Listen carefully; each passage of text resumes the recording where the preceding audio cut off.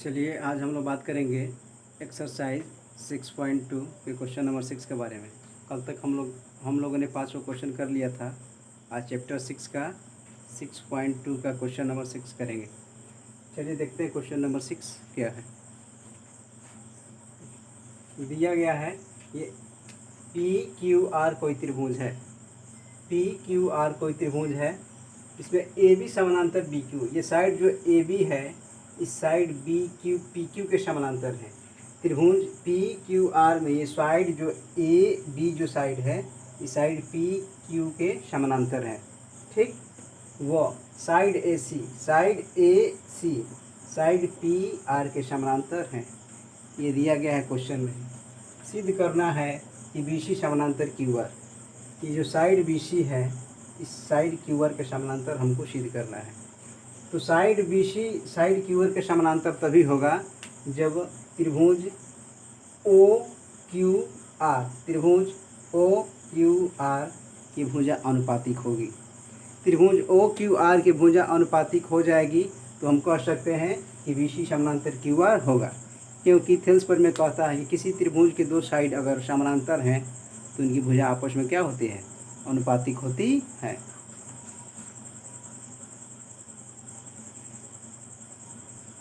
तो चलिए देखते हैं क्या BC समानांतर QR है या नहीं, चेक करते हैं।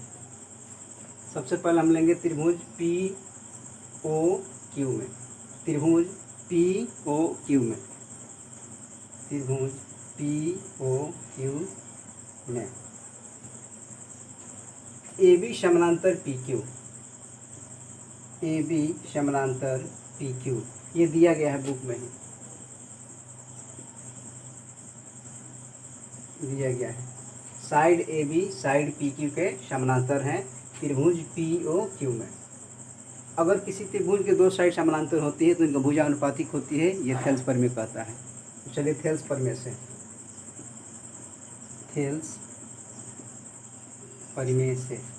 साइड अनुपातिक करते हैं।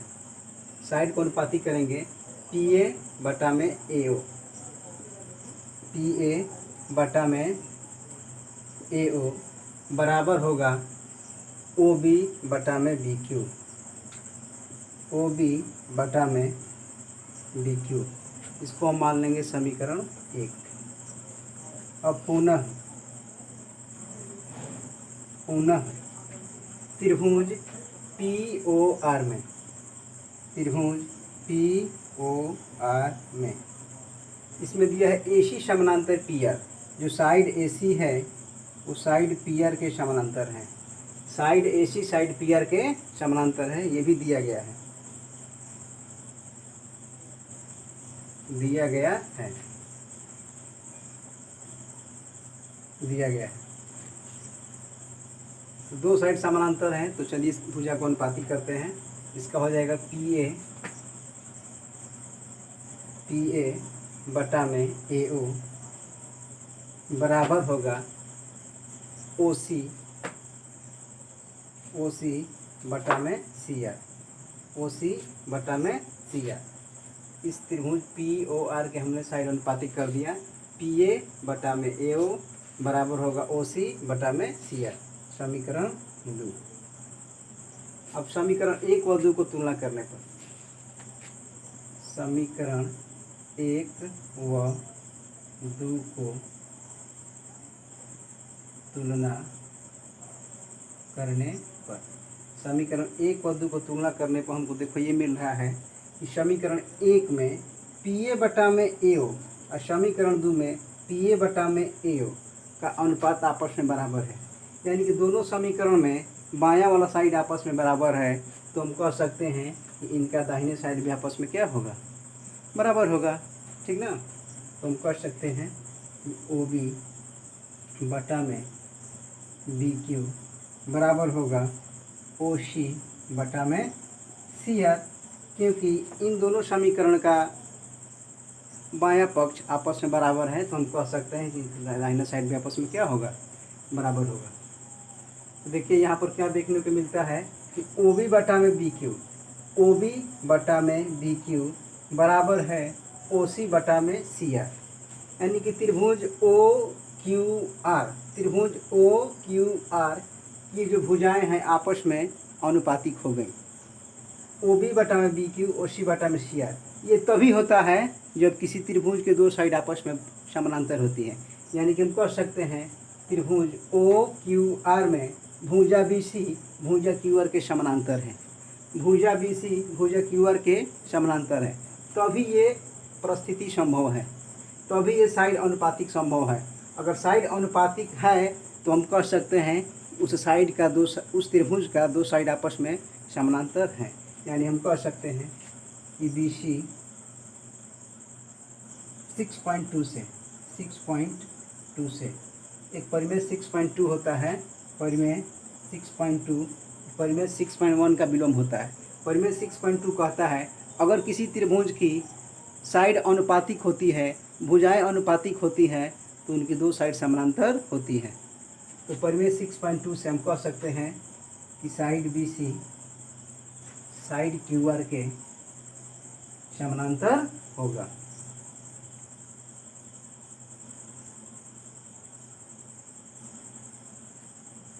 चलिए आप लोग लिख लीजिए इस क्वेश्चन को।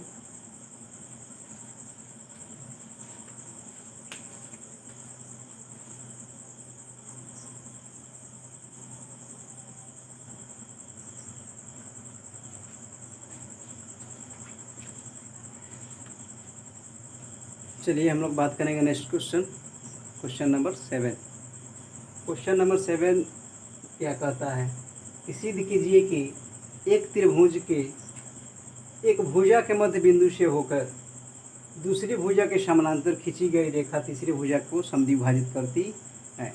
शायद आप लोगों ने कक्षा 9 में इसे पढ़ चुके होंगे, क्योंकि किताब में भी लिखा है कि आप इसे कक्षा 9 में सॉल्व कर चुके हैं। चलिए बात करते हैं इस क्वेश्चन की। देखिए ये भी परिमेय है एक ठो। तो और सिद्ध कीजिए कि एक त्रिभुज, तो सबसे पहले हम एक त्रिभुज बनाएंगे। एक त्रिभुज बना लिया हमने, त्रिभुज ए बी सी, त्रिभुज ए बी सी हमने एक त्रिभुज बना लिया। कह रहा है कि त्रिभुज के एक भुजा के मध्य बिंदु से होकर, माना कि इस ए बी का मध्य बिंदु यहाँ पर हम कहीं ले रहे हैं, मध्य बिंदु यहाँ पर ले लिए, इस बिंदु का नाम दे रहे हैं बिंदु डी, यानी इस मध्य बिंदु को हम नाम दे दिए डी।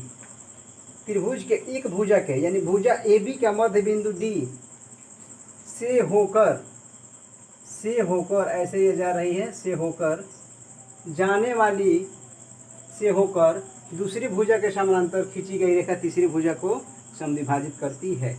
यानी कि ये डी है, ये पॉइंट को नाम दे रहे हैं हम ई, यानी कि जो डी ई है ये भुजा बी सी के समानांतर है और ए सी भुजा को समद्विभाजित करती है। सवाल कह रहा है कि ये बिंदु जो डी है ये ए बी का मध्य बिंदु है और बी सी का समानांतर है। ये जो डी ई है इस साइड बी सी के समानांतर है और ए सी को समद्विभाजित करती है। यानी कि ये साइड ए सी है, इसको दो बराबर भागों में क्या करती है, विभाजित करती है। यानी हम कह सकते हैं कि ए ई बराबर ई सी, क्योंकि साइड ए सी को ये डी ई रेखा है दो भागों में क्या करती है, बांटती है या समद्विभाजित करती है। तो चलिए सिद्ध करते हैं। सबसे पहले लिखेंगे सिद्ध करना है।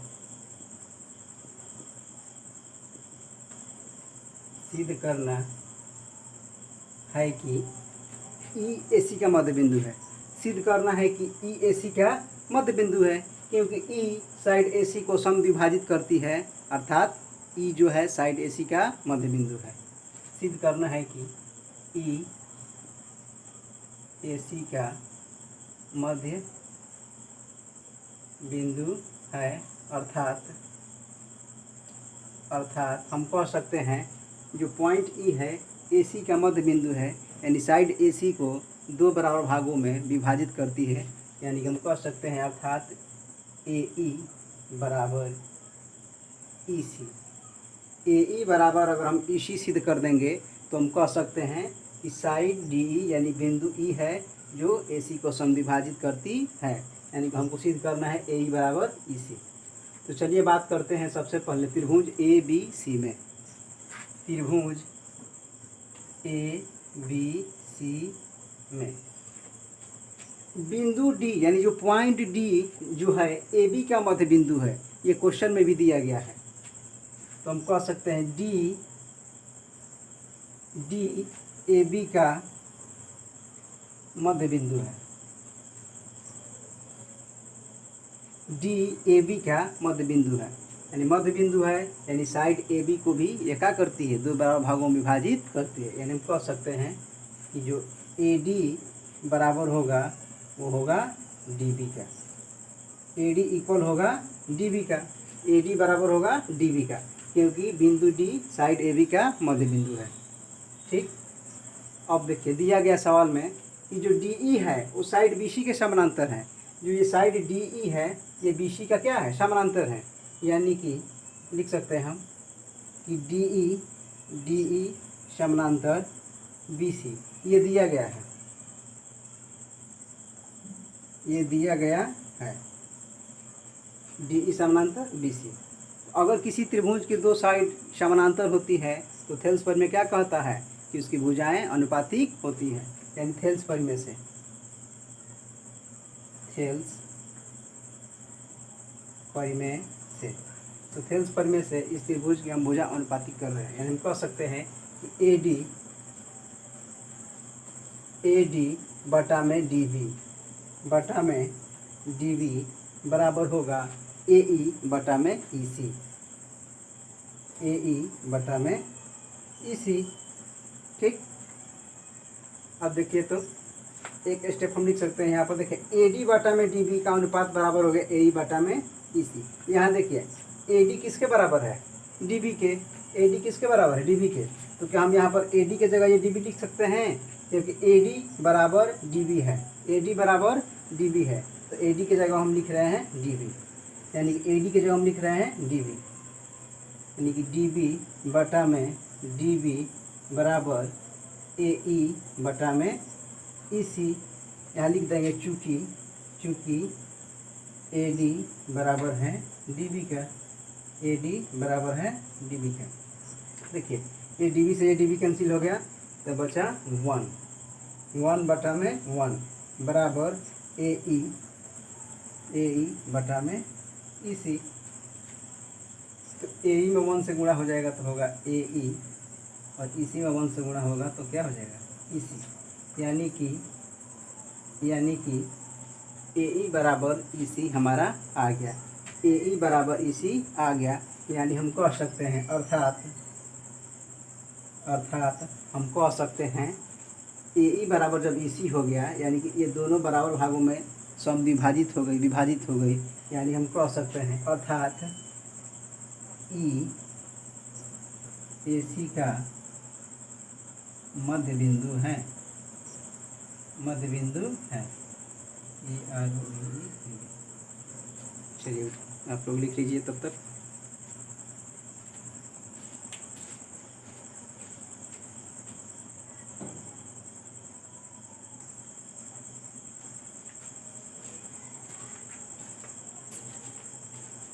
चलिए हम लोग बात करेंगे क्वेश्चन नंबर 8 की, जो आज का लास्ट सवाल होगा। उसके बाद 2 क्वेश्चन बच जाएगा, क्वेश्चन नंबर 9 और क्वेश्चन नंबर 8। उसको हम अगले वीडियो में भी करा देंगे। देखिए क्वेश्चन नंबर 8 भी इम्पोर्टेंट है। ये कह रहा है सिद्ध कीजिए कि एक त्रिभुज की किन्हीं दो भुजाओं के मध्य बिंदु को मिलाने वाली रेखा तीसरी भुजा को समद्विभाजित करती है। ये भी 9 क्लास का ही परिमेय है। चलिए सिद्ध करते हैं। सबसे पहले तो हम एक त्रिभुज बनाएंगे, त्रिभुज ए बी सी, त्रिभुज ए बी सी।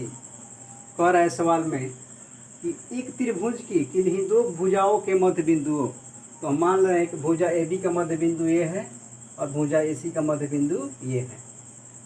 इन दोनों भुजाओं को मध्य बिंदु को मिलाने वाली रेखा, ये मध्य बिंदु साइड ए बी और साइड ए सी को, ये रेखा है, इसका नाम दे रहे हैं हम डी और ई।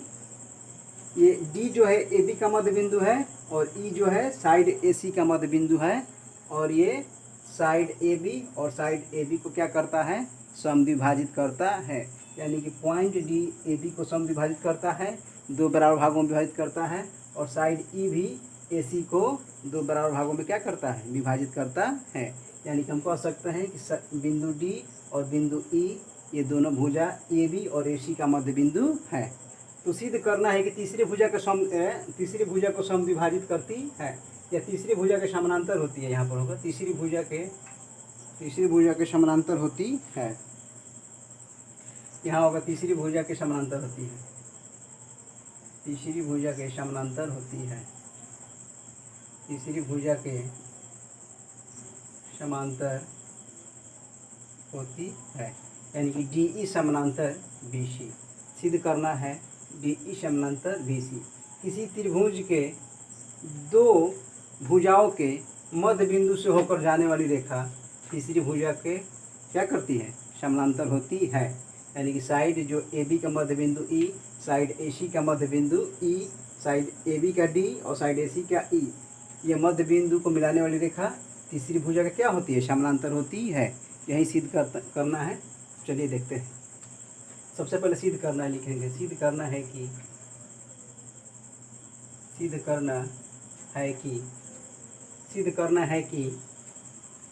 DE समानांतर BC, DE समानांतर BC। चलिए बात करते हैं त्रिभुज ABC में। त्रिभुज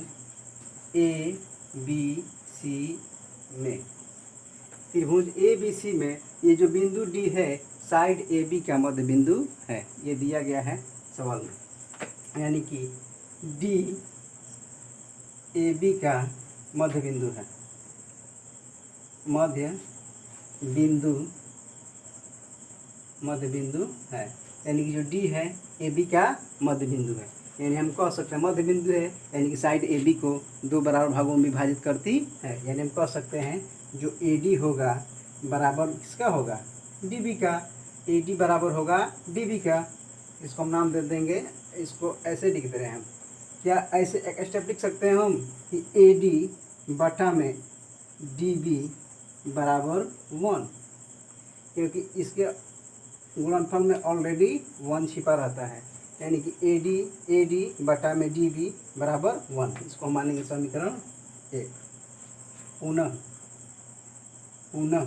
पुनः लिखेंगे कि EAC का मध्य बिंदु है। EAC का मध्य बिंदु है।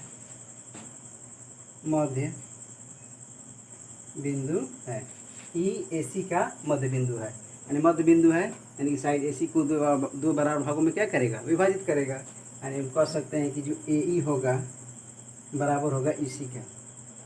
AE बराबर EC, यानी कि इसको भी इस तरह लिख सकते हैं AE बटा में EC बराबर 1, समीकरण 2। क्योंकि इसके गुणनफल में भी एक यहाँ पर छिपा है। तो AE बटा में EC बराबर 1। अब समीकरण 1 व 2 को तुलना कर देंगे। समीकरण 1 व 2 को